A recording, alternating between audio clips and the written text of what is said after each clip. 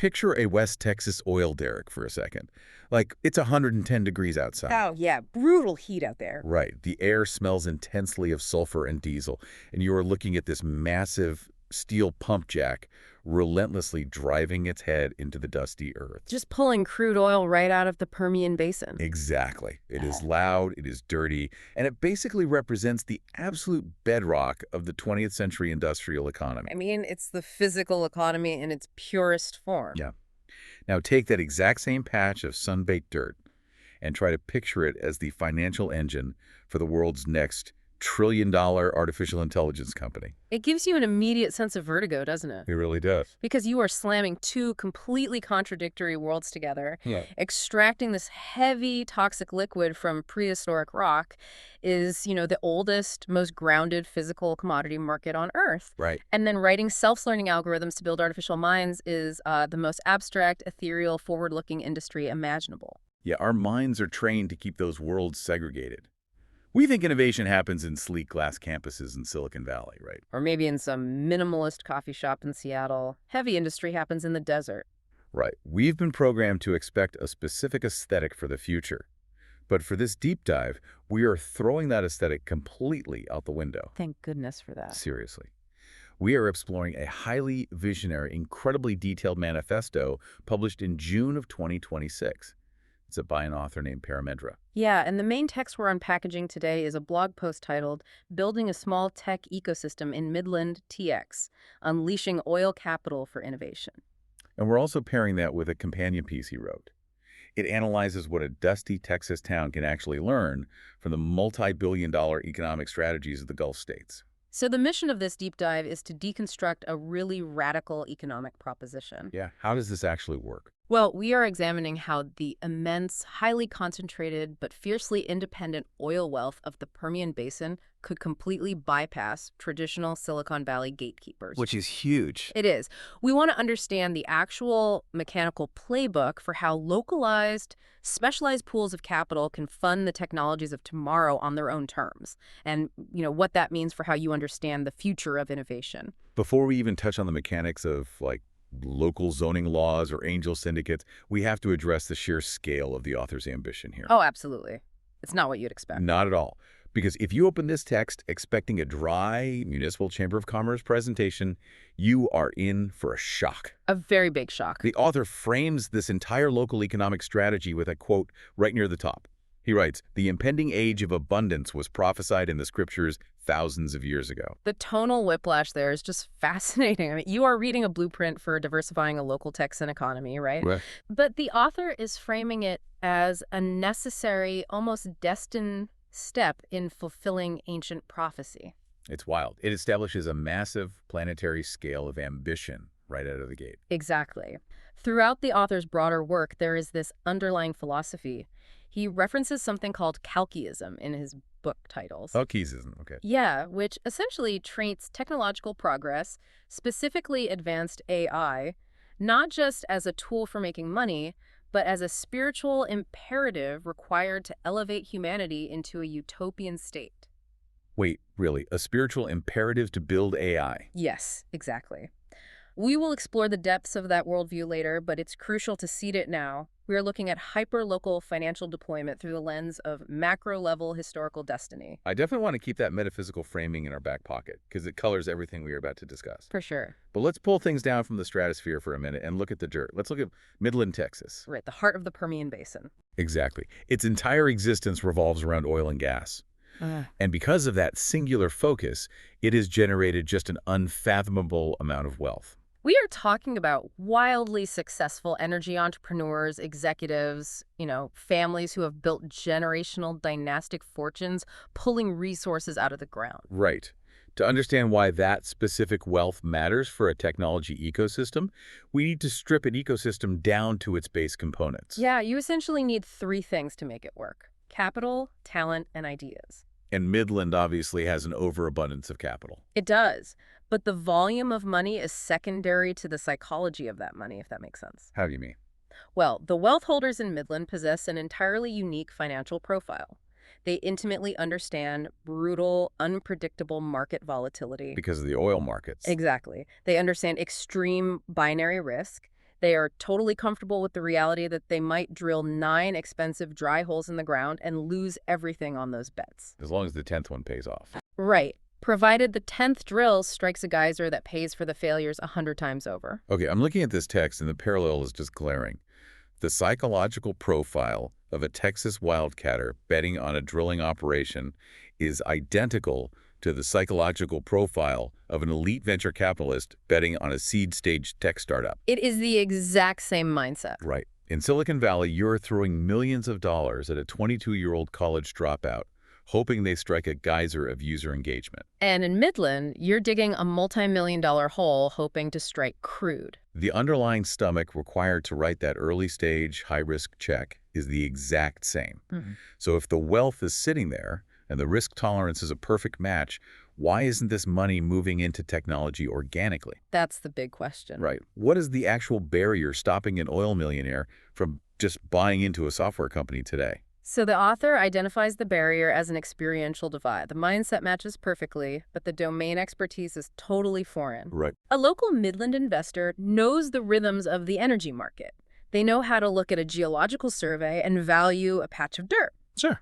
But they do not know how to look at a capitalization table for a biotech startup and determine if the founder is giving away too much equity. Let's pause right there, because cap table is a term that gets thrown around a lot in venture capital. It really does. For anyone listening who isn't entrenched in Silicon Valley finance, what exactly is a capitalization table?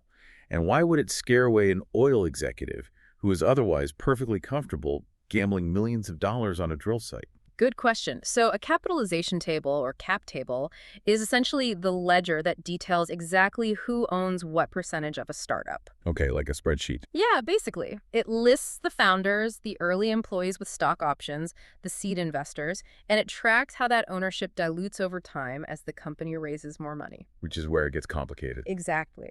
In the oil business, ownership is usually straightforward. You lease the mineral rights, you pay for the rig, you own the oil that comes out. Very tangible.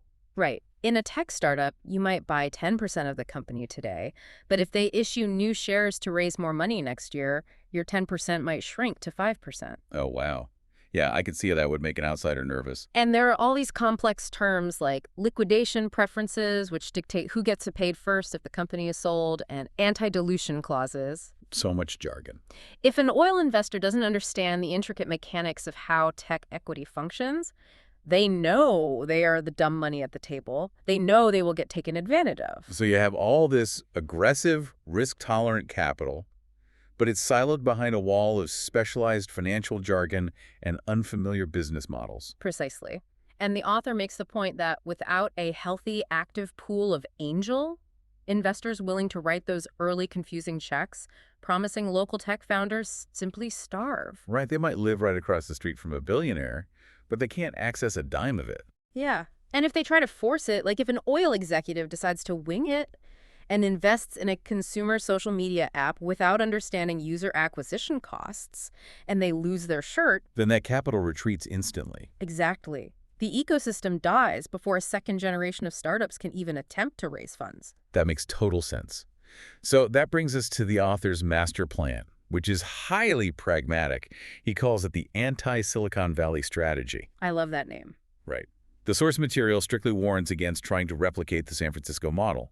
It says Midland cannot and should not try to build a Silicon desert. Which is such a common mistake. It is. I find this fascinating because the default instinct for any mid-sized city trying to innovate is to immediately try to copy the Bay Area playbook. Oh, totally. Build a shiny campus, offer huge tax breaks to a tech giant, and just hope the magic rubs off. Exactly. It is a trap that dozens of cities have fallen into, and the author recognizes it as a fool's errand.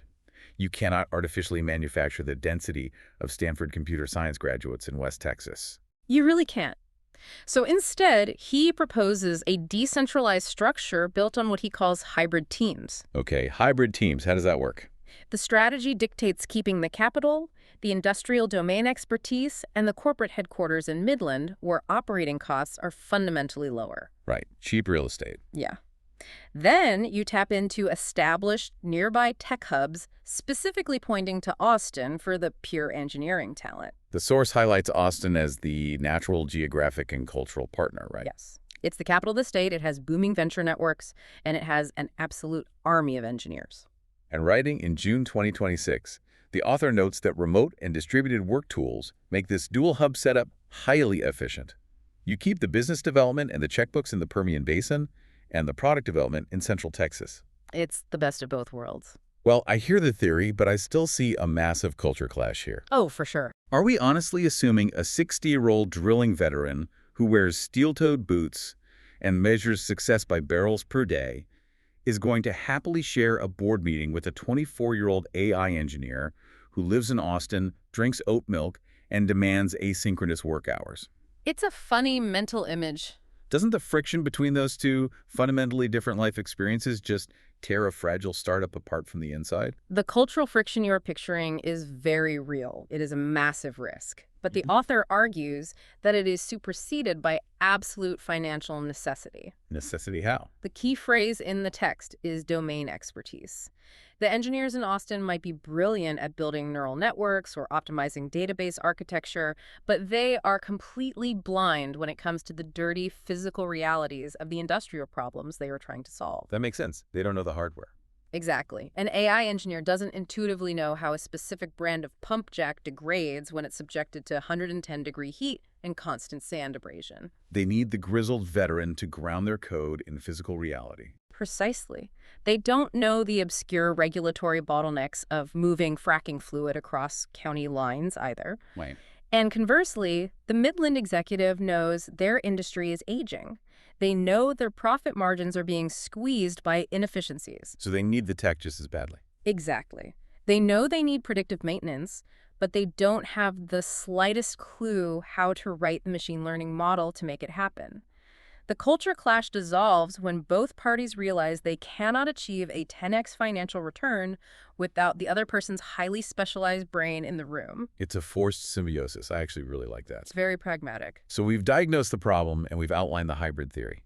What makes this text valuable is that it transitions into a highly specific 4-pillar playbook for executing this vision. Yes, the actual mechanics. Right. I don't want to just list these pillars like a table of contents. I want to really understand the mechanics of how you bootstrap an innovation economy from the ground up. We should dive into each one. Yeah. The author starts with the hardest part, cultivating the angel investors. How do you actually execute the retraining of an oil baron? So the mechanism is highly structured education, designed specifically to mitigate fear. Mitigate fear of the cap tables and the jargon we talked about. Exactly. The author suggests local energy leaders must actively organize angel groups or syndicates.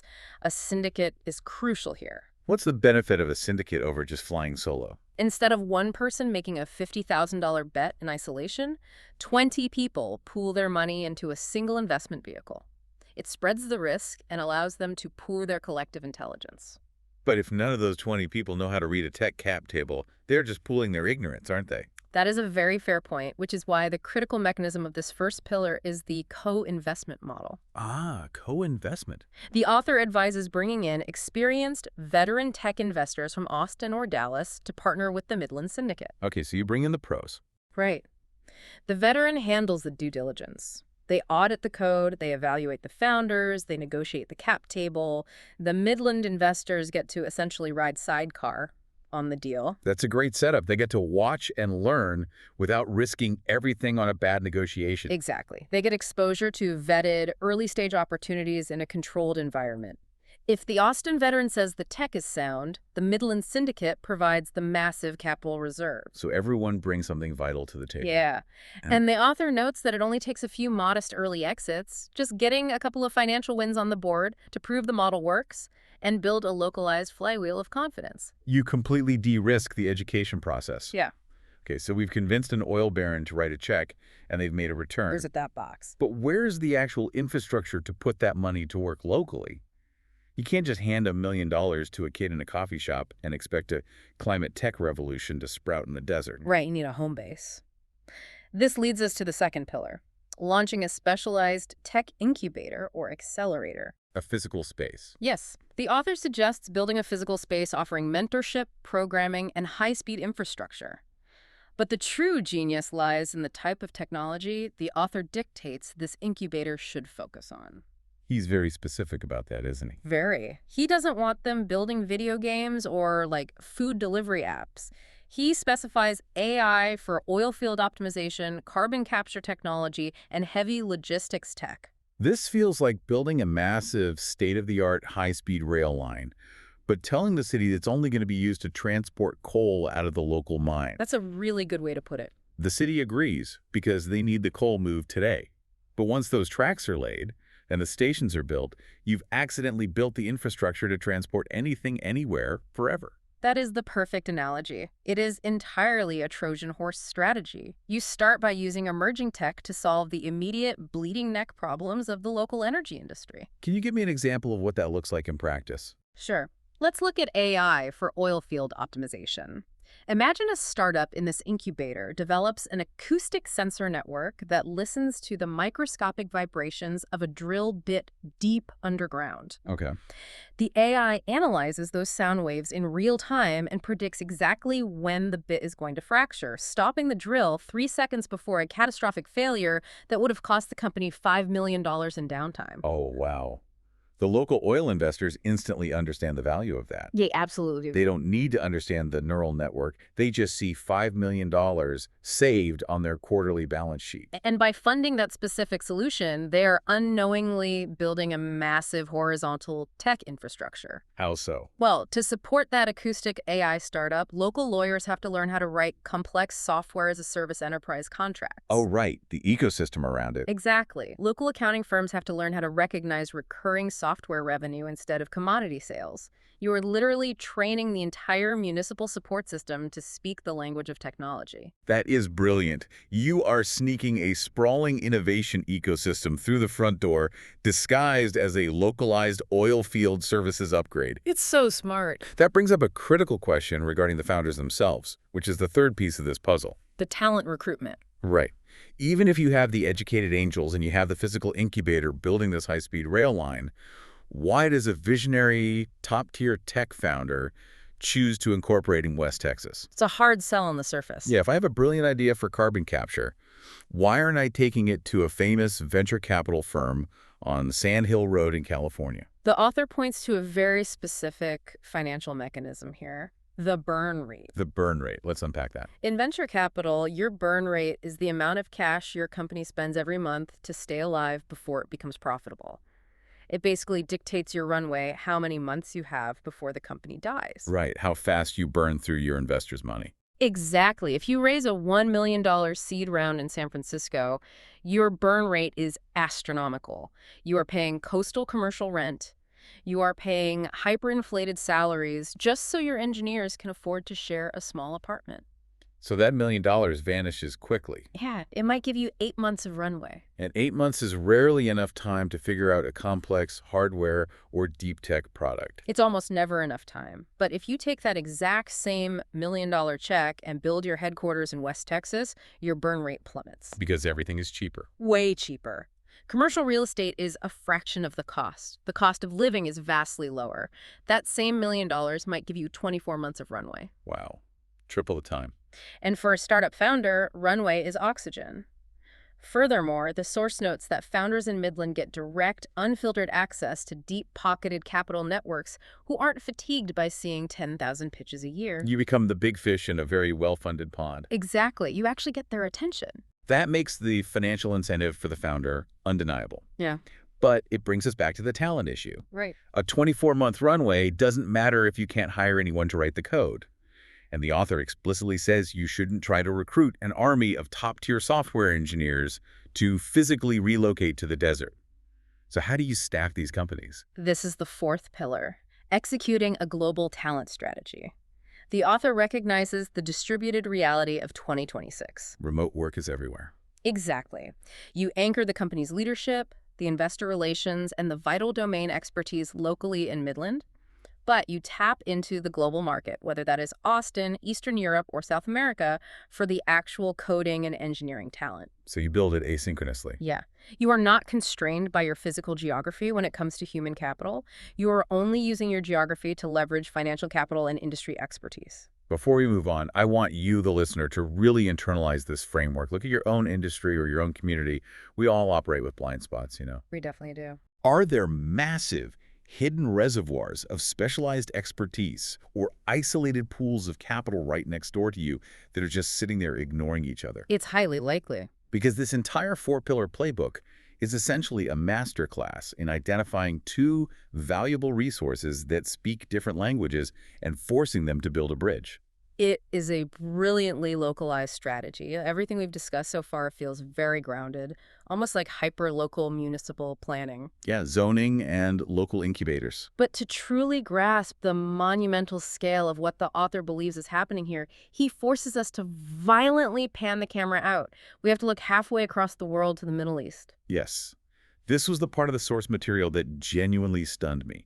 The author draws an incredibly direct, almost audacious parallel between Midland, Texas, a regional city of maybe 130,000 people, and entire sovereign Gulf nations like the United Arab Emirates and Saudi Arabia. It sounds crazy at first, but it makes so much sense. He points out that those monarchies, which built their empires on the exact same hydrocarbon wealth as the Permian Basin, are aggressively, almost desperately, pivoting. They see the writing on the wall. Exactly. They are funneling billions of dollars of their oil wealth into high-growth technology. The author uses the Gulf countries as the ultimate macro blueprint for what Midland must execute on a micro level. The text cites massive state-sponsored initiatives, Saudi Vision 2030 and the UAE's National AI Strategy 2031. Those are huge programs. Massive. We are looking at sovereign wealth funds entities like the Public Investment Fund, known as the PIF, along with ADIA and Mubadala. These sovereign funds are not dabbling. No, they're going all in. They are deploying hundreds of billions of dollars to construct massive AI data centers, autonomous logistics networks, and advanced deep tech infrastructure. And what's their ultimate goal? Their stated existential goal is to completely decouple their national survival from the price of oil. They are using fossil fuels to buy their way into the knowledge economy before the oil runs out or the world transitions away from it. The scale of the PIF is staggering. They manage something like $1 trillion. But I have to push back on this comparison because it feels mechanically broken. Broken how? Well, the PIF is a centralized absolute monarchy apparatus. It acts by royal decree. If the state decides to pour $50 billion into a new AI initiative, it happens overnight. That's true. Midland, on the other hand, is a chaotic free market municipality made up of fierce individualists and private citizens. How does a decentralized network of independent Texans actually mimic the economic playbook of a monolithic state fund? It is a profound structural question. The mechanics are vastly different, but the author argues that the financial architecture can be simulated. Simulated, like stitched together. Exactly. In the Gulf, wealth is aggregated at the top by the state. In Midland, the wealth is heavily decentralized among hundreds of successful families, executives, and what we call family offices. And a family office is basically a private wealth management firm for one really rich family, right? Yes, private wealth management advisory firms that serve ultra-high net worth investors. So how do you aggregate it without a king telling everyone what to do? You utilize sophisticated legal and financial pooling structures. We talked about angel syndicates earlier, but at this scale, we are talking about creating special purpose vehicles or master funds where multiple family offices commit capital to a single professionally managed entity. Oh, I see. When 50 local families pool $20 million each, you suddenly have a billion-dollar fund. That decentralized network now has the gravity, the leverage, and the market-making power of a miniature sovereign wealth fund. That's incredible. The individual Texans still maintain their independence, but their capital acts as a unified monolith. Exactly. Both the Saudi Prince and the West Texas Syndicate are executing the exact same mathematical equation. Take the capital generated by a finite, volatile physical resource and use it to buy permanent equity in the infinite, exponential growth of the digital future. That perfectly answers the how, but the text also dives deep into the why. Why are both the Gulf states and these local Midland investors feeling such a massive existential urgency to execute this pivot right now? Right, what's lighting the fire? The author points to what he calls the financial imperative, grounded in the brutal reality of commodity markets. Yeah, the author outlines several unignorable financial realities that mandate this shift. Let's start with diversification against volatility. The boom and bust. Historically, the oil and gas industry is the textbook definition of a boom and bust cycle. It is a roller coaster dictated by global geopolitics that a local Texas producer has zero control over. Right. When the price of a barrel of crude spikes, money falls from the sky. The city booms. But when the price crashes, the rigs shut down, the service companies go bankrupt, and the entire region spirals into a localized depression. I understand the pain of the bust cycle. And the text suggests that building a tech portfolio creates uncorrelated returns. Yes. But I'm looking at the technology sector, and it looks just as terrifying. We've lived through the dot-com crash. We've seen brutal crypto winters wipe out trillions in value. We watch AI hype cycles bubble up and burst constantly. It is definitely not a calm sector. Right. If a Midlands investor takes their hard-earned oil money and dumps it into a speculative 2026 AI startup, aren't they just trading the volatility of crude oil for the equally vicious volatility of software? How is that a safer harbor? That is a critical distinction to make. The author is absolutely not arguing that technology investing is safe or that it lacks volatility. Okay. The operative word in the financial strategy is uncorrelated. If a family has 100% of their net worth tied up in oil leases and a sudden geopolitical event causes the price of oil to drop 50%, that family loses half their wealth overnight. Because their entire portfolio is correlated to one single data point. Exactly. They are completely exposed to a single point of failure. Now imagine they have half their wealth in oil and half their wealth deployed across 20 different enterprise AI software companies. The software market does not crash just because an OPEC nation decided to increase oil production. Precisely. A startup building AI for medical imaging isn't affected by a pipeline dispute in Europe. The triggers that cause volatility in tech are completely disconnected from the triggers that cause volatility in energy. So you are spreading your risk across different, independent, fundamental realities. Yeah. You are mathematically smoothing out the roller coaster. Yes, exactly. Okay, the math of uncorrelated risk makes sense. But the author brings up another term regarding this specific type of oil wealth. He calls it patient capital. Why is that important for tech? Patient capital refers to money that does not require a quick exit. A traditional venture capital fund has a 10-year lifespan. They need their startups to sell or go public within that window so they can pay back their own investors. They're on the clock. Right.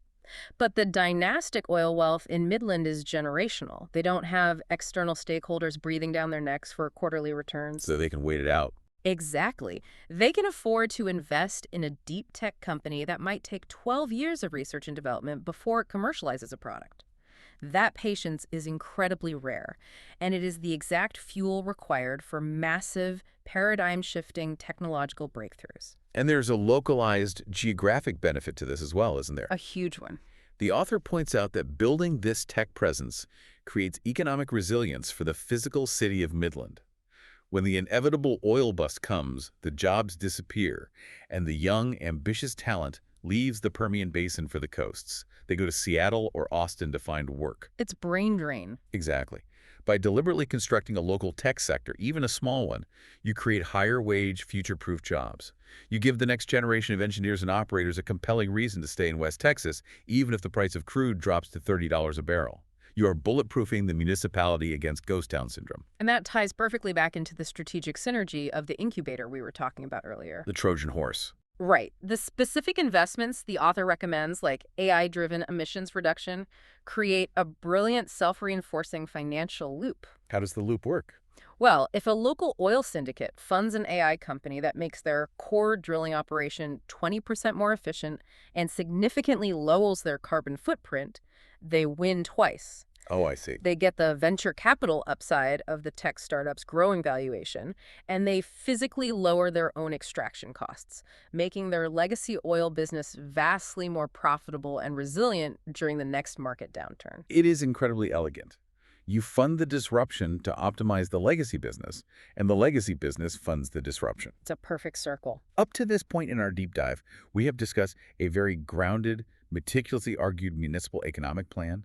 We've dissected zoning, angel retraining, the math of uncorrelated volatility, and the mechanics of family office master fund. Very practical stuff. Right, it all sounds perfectly rational, but to truly comprehend the source material we are looking at, we have to pull the curtain all the way back, because this blog post about Midland, Texas, does not exist in a vacuum. It certainly does not. This municipal playbook is merely one localized, tactical thread woven into a staggering, almost overwhelming global vision. Right. When you analyze the surrounding material published by the author in June 2026, his other articles, his book summaries, his technical analyses, you realize that the Midland strategy is just a small cog in a machine designed to fundamentally alter human history.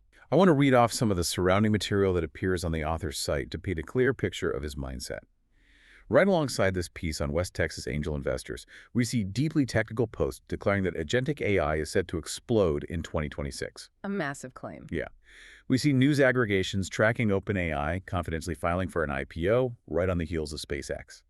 We see complex technical notes celebrating Asahi Linux successfully booting off Apple Silicon. Very niche, highly technical updates.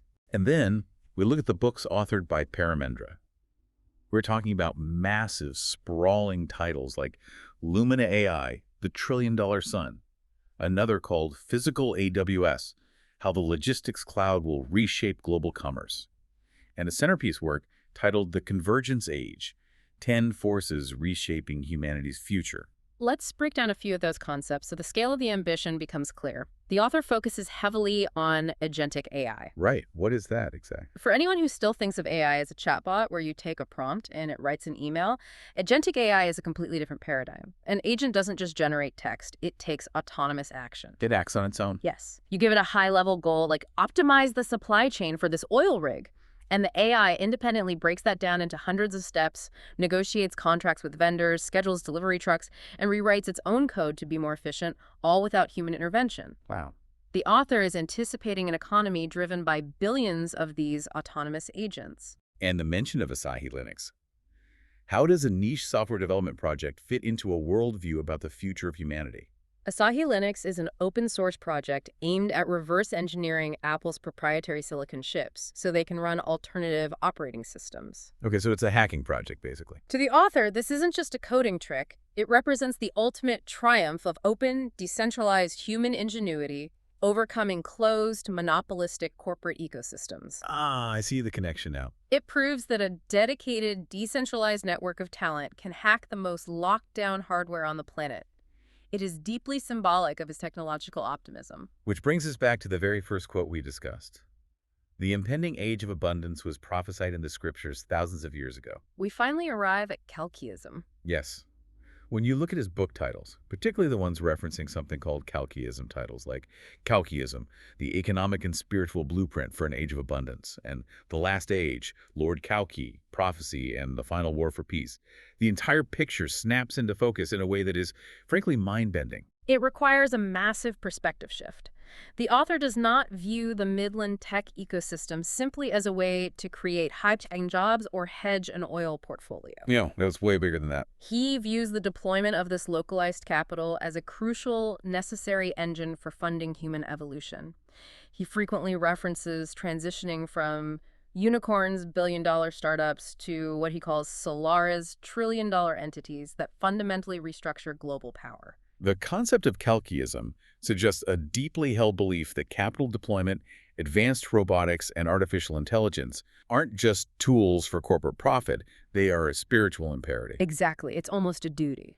It's the idea that building the physical infrastructure of the convergent age is required to reach a prophesied utopian state of global abundance. It is an incredible, intoxicating blend of hard-nosed, pragmatic venture capitalism and grandiose theological destiny. It completely alters how we evaluate the text. When the author sits down and writes a blog post telling an oil executive in Midland to fund an AI logistics startup, he isn't just saying, this will give you a 10x return on your investment. Right. Right. He is implicitly saying, this capital is required to build the infrastructure of human evolution. You are funding the physical tools that will deliver global abundance to the species. It elevates the act of municipal zoning and angel syndicate formation to the level of world historical importance. The narrative you wrap around the capital dictates the ambition of the people deploying it. That is exactly it. If you tell a local businessman they are saving a regional economy, they might write a $50,000 check out of civic duty. If you convince them they are building the trillion-dollar sun that will usher in the age of abundance, they might leverage their entire dynastic fortune to make it happen. The vision dictates the velocity. That is the ultimate takeaway of the source material. Capital is just a dormant resource. It is only as powerful as the imagination, the risk tolerance, and the philosophical framework of the people holding it. We have gone on an incredible, sprawling journey today. We started in the dirty, sun-baked oil fields of the Permian Basin, examining the unique, risk-hungry psychology of the Texas wildcatter. From oil derricks to utopia, right? We mapped out a practical, four-pillar playbook to build a hybrid tech ecosystem, bridging the physical domain expertise of West Texas with the engineering talent of Austin. We explored the complex financial mechanisms that allow decentralized family offices to pool their wealth and mimic the trillion-dollar sovereign wealth strategies of the Gulf states. The micro and the macro. And finally, we plunged into the grand, visionary context of Kalkiism, where local tech investment becomes the spiritual engine for an AI-driven age of abundance. Midland's true, untapped asset isn't just the billions of dollars generated by extracting oil. The true asset is the specific, pioneering, failure-tolerant mindset that was forged by the brutal act of extracting it.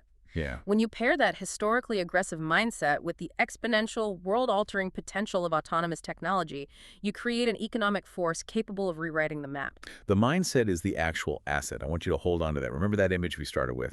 The steel pump jack, the dust, the roughnecks covered in crude? Hard to forget. Think about that landscape one more time. But as you do, I want to leave you with a lingering, provocative thought to mull over.